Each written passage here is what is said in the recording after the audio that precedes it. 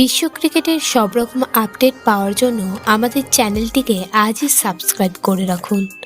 180 রানের লক্ষ্যে ব্যাট করতে নেমে শুরুটা একটু ধীরে করেন যশস্বী ও বাটলার। তবে ইনিংস যত এগিয়েছে তত রানের গতি বাড়িয়েছেন রাজস্থানের ব্যাটারেরা। সঞ্জুদের ইনিংসের 6 ওভারের পর নামে বৃষ্টি, 40 মিনিট বন্ধ থাকে খেলা। তাতেও রাজস্থানের ইনিংসে বিঘ্ন ঘটল না। বাটলার 25 বলে 35 রান করে পিয়ুষ চাওলার বলে বোল্ড হয়ে গেলেন। নিজের এবং দলের ইনিংসকে মসৃণভাবে এগিয়ে নিয়ে যেতে থাকলেন যশস্বী জয়সওয়াল। জসপ্রীত বুমরাকেও রেয়াত করলেন না এই তরুণ ওপেনার। এবারের আইপিএলে তেমন রান পাচ্ছিলেন না তিনি।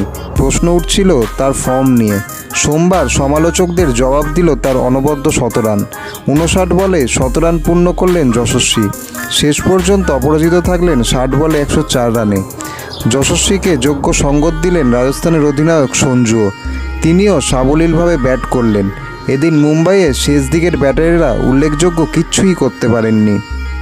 ভিডিওটি ভালো লেগে থাকলে বাংলার ক্রিকেট চ্যানেলটিকে অবশ্যই সাবস্ক্রাইব করে দিন।